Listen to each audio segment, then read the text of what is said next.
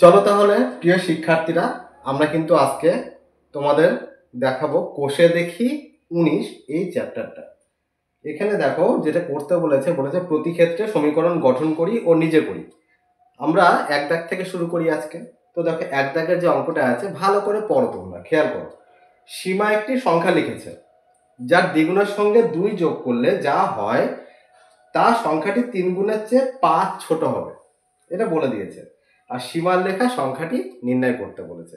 তো দেখো এখানে একটা জিনিস, সীমা একটা সংখ্যা লিখেছিল যেটা হচ্ছে অজানা রাশি, আবার এটাকেই কিন্তু উত্তরে বার করতে বলেছে। তো আমরা কি করব, প্রথমে একটা ধরে নেব, অজানা রাশিকে ধরে নিতে হয় এবং শেষে গিয়ে তার মানটা কিন্তু সহজে বার করে ফেলতে পারবো। তো দেখো প্রথমে আমরা লিখব ধরি সীমা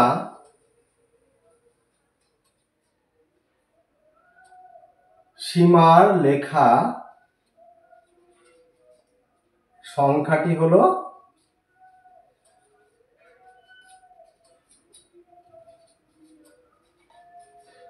x।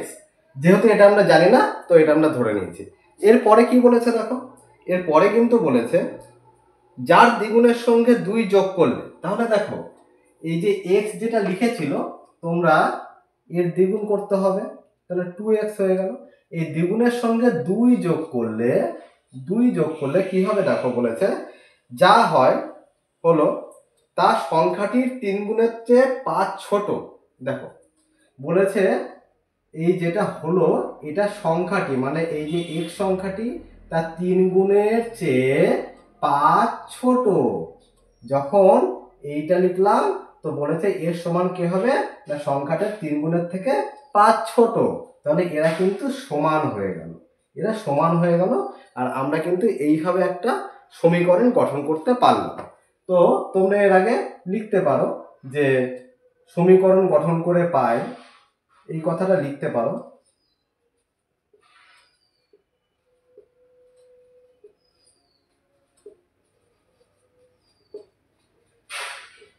এই কথাটা লিখে তারপর আমরা এই সমীকরণটা এইভাবে লিখতে পারি। এখন আর কিছুই বাকি থাকলো না, সমীকরণ গঠন করা মানে কিন্তু অর্ধেক কাজ শেষ। এইবার আমাদেরকে কি করতে হবে বলো তো? তোমরা সবাই জানো এটাকে সমাধান করতে হবে এবং এক্স এর মানটা বার করতে হবে। দেখো সমাধানের পদ্ধতি আমরা জানি, সকলেই শিখেছি। সমাধানের পদ্ধতি চেষ্টা করব প্রথমে এক্স যুক্ত রাশিগুলোকে বাঁদিকে নিয়ে চলে আসা। তাহলে দেখো তো এখানে তো 2x ছিল, ডান দিক থেকে 3x কে নিয়ে আসলাম, প্লাস মাইনাস হয়ে গেল। সেই জন্য ডান দিকে যে -5 ছিল লিখবো, বাঁদিক থেকে +2 কে যদি ডান দিকে নিয়ে যাই তাহলে -2 হয়ে যাবে। তাহলে পরের লাইনে গিয়ে কি হবে, 2x থেকে 3x বিয়োগ, তাহলে কিন্তু -x থাকবে। -5 -2 -7। এইবার দেখো দুদিকেই যেহেতু মাইনাস চিহ্ন আছে, তাহলে আমরা বলতে পারি x = 7। তাহলে এটাই কিন্তু উত্তরে জিজ্ঞেস করেছে যে সীমার লেখা সংখ্যাটি কত ছিল। তাহলে বলো তো, তোমরা তো বার করে ফেললে। অতএব সীমার লেখা সংখ্যাটি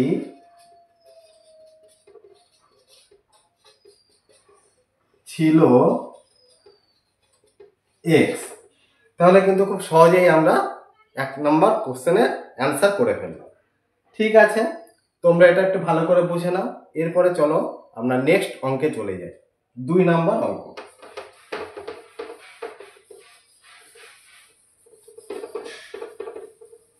দেখো তোমরা স্ক্রিনে দেখতে পাচ্ছ 2 নম্বর অঙ্ক কি দিয়েছে। তো দেখো আমি তোমাদেরকে করে দেখাচ্ছি। দেখো 2 নম্বর যে অঙ্কটা দিয়েছে, বলেছে 3টি ক্রমিক সংখ্যা লিখি যাদের যোগফল থেকে 5 বিয়োগ করলে বিয়োগফলটি মাঝের সংখ্যার দ্বিগুণের চেয়ে 11 বেশি হয়। ক্রমিক সংখ্যা 3টি লিখি, অর্থাৎ ক্রমিক সংখ্যা 3টি বার করতে বলেছে। মনে রাখবে ক্রমিক সংখ্যা মানে পরপর সংখ্যা। তো দেখো এই অঙ্কটা কিভাবে করা যেতে পারে। তো এটা হচ্ছে গিয়ে 2 দাগের অঙ্ক। তোমরা স্ক্রিনে দেখো অঙ্কটা আছে, 3টি ক্রমিক সংখ্যা। এখন একটাই তো জানি না আমরা, তাহলে আমরা যে কোনো একটা ক্রমিক সংখ্যা ধরে নিই। ধরি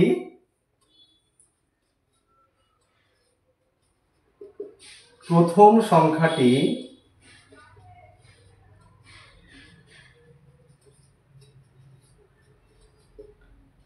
এক্স। দেখো যখনই আমরা একটা সংখ্যা ধরে নিলাম তখনই কিন্তু ক্রমিক সংখ্যা পরপর লিখে ফেলতে পারবো। অর্থাৎ বলতো এক্স এর পরের সংখ্যা কি হবে? এক্স এর পরের সংখ্যা হবে এক্স প্লাস ওয়ান, তারপরেরটা হবে এক্স প্লাস টু। তাহলে এখানে লিখতে পারি অতএব ক্রমিক তিনটি সংখ্যা হবে এক্স, প্রথমটা লিখেছি, পরেরটা হচ্ছে এক্স প্লাস ওয়ান, তারপরেরটা নিশ্চয়ই এক্স প্লাস টু। তোমরা বুঝতে পারছো তো? যদি বুঝতে পারো কমেন্টে কিন্তু জানাবে। যাই হোক, এরপরে আমরা ধাপে ধাপে এগোবো। দেখো এরপরে কিন্তু শর্ত দিয়েছে, তো আমরা এখানে শর্ত বলেও লিখতে পারি, আমরা এখানে কিন্তু শর্ত বলেও লিখতে পারি। শর্তটা কি দিয়েছে? এইটাই হচ্ছে আসল জিনিস বোঝার জন্য। বলেছে এই ক্রমিক সংখ্যা তিনটির যোগফল থেকে 5 বিয়োগ করলে, তাহলে আমরা দেখো এই যে তিনটি ক্রমিক সংখ্যা আছে, প্রথমটা যোগ করতে বলেছে, দ্বিতীয়টা, তৃতীয়টা, এখানে ব্র্যাকেট ইউজ করতে পারতাম, না করলেও চলবে। এই যোগফল থেকে 5 যদি বিয়োগ করি, যদি 5 বিয়োগ করি, তাহলে কিন্তু বলেছে বিয়োগফলটি মাঝের সংখ্যার দ্বিগুণের চেয়ে 11 বেশি হয়। তাহলে এই যে বিয়োগফলটা কি হবে? বিয়োগফলটা হবে যে মাঝের সংখ্যা, মাঝের যে সংখ্যা তার দ্বিগুণ, তার দ্বিগুণের চেয়ে 11 বেশি। তাহলে এই দ্বিগুণ তার থেকে আরো 11 বেশি, তাহলে আরো 11 আমাকে যোগ করতে হবে, তখনই কিন্তু এরা সমান সমান হয়ে যাবে। তোমরা ভালো করে আবার একটু পিছিয়ে ভিডিওটা দেখে নাও কিভাবে আমরা সমীকরণটা গঠন করলাম। এই কাজটাই হচ্ছে আসল, এইটা তোমরা শিখে গেলে কিন্তু অঙ্ক একা একাই করতে পারবে। তো দেখো এরপরে তো আর কিছুই বাকি রইল না, এরপরে শুধু এক্স এর মানটা বার করে এবং তারপরে উত্তর আমরা সহজেই পেয়ে যাবো। দেখো এরপরে এক্স এর মান বার করতে গেলে আগের মতোই এক্স যুক্ত রাশিগুলোকে এক ধারে নিয়ে চলে এসো, বাকিগুলোকে আমি অন্য পাশে পাঠিয়ে দেবো। আচ্ছা আপাতত এইগুলো থাক, এখান থেকে আবার গুণ করে আনতে হবে। তাহলে আগে যে আমরা ওদিকটা গুণ করে নিই, দেখো 2x প্লাস 2 2 প্লাস একটা 11 ছিল, যেহেতু এদিকে শুধু সংখ্যাগুলো লিখিনি তাহলে আমি ডান দিকে লিখে নিই। -1 প্লাস 1 ছিল -1, প্লাস 2 ছিল -2, -5 ছিল +5। যাই হোক আরেকটা লাইন করতে হবে আমাকে। আচ্ছা এখানে 3টে এক্স আমরা পেয়ে যাচ্ছি, 3টে এক্স এর যোগফল, এটা আর আলাদাভাবে লিখলাম না। 2x টাকে যদি বাদিকে নিয়ে আসি -2x হয়ে গেল। এইবার যে সংখ্যাগুলো আছে এগুলো আমরা যোগ বিয়োগ করে ফেলবো। দেখো 2 আর 11 তে 13, 13 থেকে 1 বিয়োগ 12 থাকলো, 12 থেকে 2 বিয়োগ 10 থাকলো, 10 থেকে 10 এর সাথে 5 যোগ করলে হয়ে গেল 15। দেখো যোগ বিয়োগ পাশাপাশি থাকলে আমরা পরপর করতে পারি, আগে কি চিহ্ন আছে দেখে। যাই হোক এখানে যদি সরলের বদমাস রুল ফলো করলে আগে যোগগুলো করতে হতো, যাই এইভাবে করলে চলবে। তো দেখো তারপরে কিন্তু 3x - 2x হয়ে গেল x, ডাইরেক্ট x এর মান কিন্তু আমরা পেয়ে গেলাম 15, যেটা আমার উত্তর দরকার ছিল। এইবার আমাকে যেটা জিজ্ঞেস করেছিল, দেখো এই ক্রমিক সংখ্যা তিনটি কি কি। দেখো অতএব ক্রমিক সংখ্যা তিনটি কি কি হবে তোমরা বলো তো? দেখো এক্স একটা ছিল, তাহলে এক্স এর যে ভ্যালু সেটা 15 লিখে ফেললাম। আর একটা ছিল এক্স প্লাস 1, তার মানে 15-এর সাথে 1 যোগ করে আমরা কি পেলাম 16। আর একটা ছিল এক্স প্লাস 2, তাহলে এক্স এর ভ্যালু তো 15, 15 আর যোগ 2 মানে 17। এই তিনটে হচ্ছে সেই নিম্ন ক্রমিক সংখ্যা। যখন তোমরা কেমন বুঝলে তোমরা জানিও কমেন্টে। চলো এরপরে আমরা নেক্সট অঙ্কে চলে যাব। এটা কিন্তু 2 নাম্বার কমপ্লিট করে দিলাম। এইবার দেখো 3 নাম্বারটা তোমাদের স্ক্রিনে আমি ছবি দিয়ে দিয়েছি, তো সেইটা দেখো তোমরা। আমি এখান থেকে বই থেকে দেখে করে দিচ্ছি তোমাদের। 3 নাম্বারের যে অঙ্কটা আছে, 3 নাম্বারের অঙ্ক দেখো একটু একটু তোমার ধারণা হচ্ছে। তোমরা চাইলে আমার ভিডিও পজ করে একাও চেষ্টা করতে পারো, পরে আমার সাথে মিলিয়ে নিতে পারো। 3 নাম্বারের অঙ্ক দেখো, আমি এমন একটি সংখ্যা খুঁজি যার 1/3 থেকে তার 1/4 এক কম হবে। খুবই সহজ একটা অঙ্ক। একটা সংখ্যা খুঁজতে বলেছে যেটা আমরা জানি না, সেটাকে ধরবো। ধরি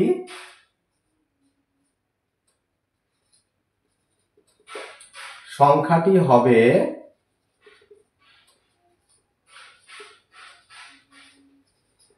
এক্স হলো। এইবার বলেছে দেখো শর্তটা কি দিয়েছে, শর্ত দিয়েছে দেখো এই সংখ্যাটার 1/3 থেকে, দেখি আরেকবার, এই সংখ্যাটার 1/3 থেকে তার 1/4 মানে সংখ্যাটার 1/4 বলতে 4 দিয়ে ভাগ করতে হয়। এইটা বলেছে 1 কম, তাহলে এদের বিয়োগফল নিশ্চয়ই 1 হবে। এইটাই হচ্ছে সমীকরণ গঠন, খুবই ইজি। এইবার আর কিছু না, ক্যালকুলেশন করবো এবং এক্স এর ভ্যালু বার করবো। তো এখানে আমরা অনেকভাবে করতে পারি, যাই হোক এক্স কমন নিতে পারি, অথবা আমরা এখানে লসাগু বার করেও করতে পারি। এখানে যদি 12 হয় 3 আর 4 লসাগু, তাহলে দেখো উপরে নিশ্চয়ই 4x হবে। এগুলো তোমরা জানো, 3 দিয়ে 12কে ভাগ করে 4 যেহেতু হয়, 4 দিয়ে x কে গুণ করে 4x লেখা হয়েছে। একইভাবে এখানে কিন্তু 3x হয়ে যাবে। আর এদিকে তো 1 ছিল, 1 লিখবো। আচ্ছা, 4x মাইনাস 3x আর 1, এই 1 এর সাথে গুণ হয়ে এদিকে 12 হয়ে গেল। তাহলে দেখো এখান থেকে x এর ভ্যালুটা ডাইরেক্ট বেরিয়ে গেল। x এর ভ্যালু কত বেরোলো? x এর ভ্যালু কিন্তু 12 বেরোলো। তাহলে নির্ণয় সেই সংখ্যাটা কত হলো? অতএব নির্ণেয় সংখ্যাটি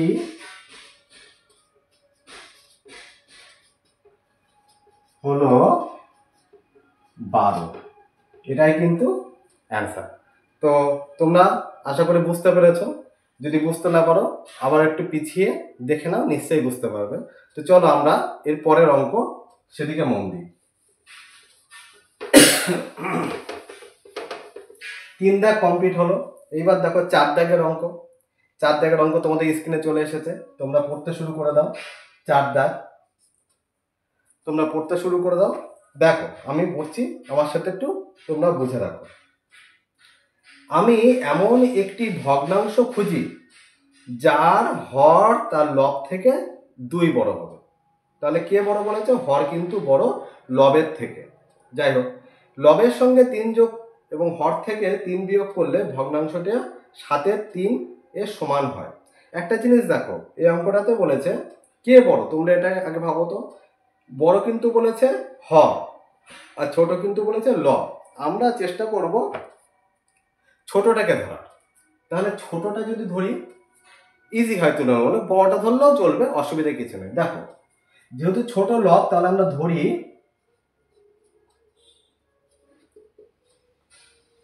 লব সমান সমান এক্স। তাহলে বলো তো হর সমান সমান কত হবে? বলেছিল কিন্তু হর লবের থেকে কত বেশি? 2 বড়। তাহলে দেখো হর লবের থেকে যদি 2 বড় হয় তাহলে হর হয়ে যাবে এক্স প্লাস 2। এইবার শর্ত দিয়েছে, তাহলে আমরা লিখবো শর্ত অনুসারে।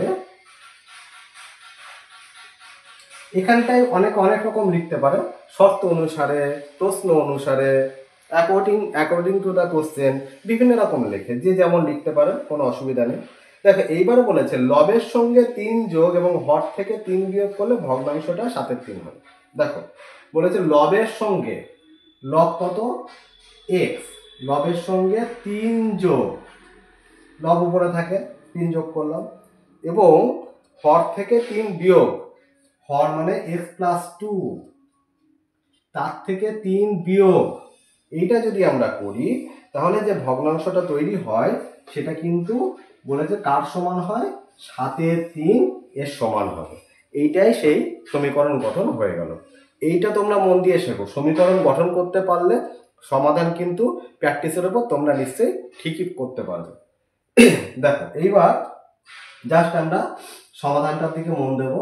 উপরে x প্লাস 3 আছে, নিচে x 2 মাইনাস 3 মানে -1 হয়ে গেল।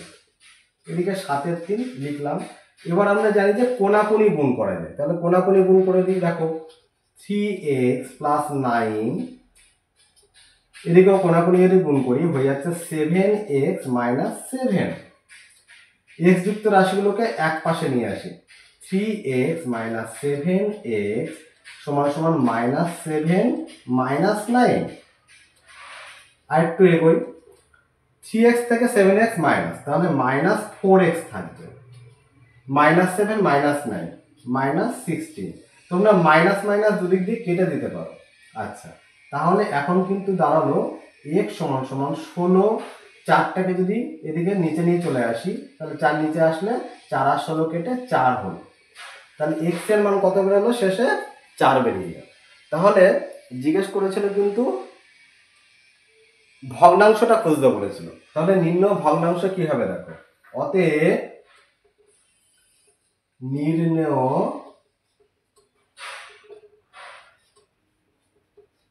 ভগ্নাংশ হবে, দেখো ভগ্নাংশের লব ছিল x, তাহলে x এর মান তো 4 বেরিয়েছে, তাহলে লবের জায়গায় 4 লিখবো।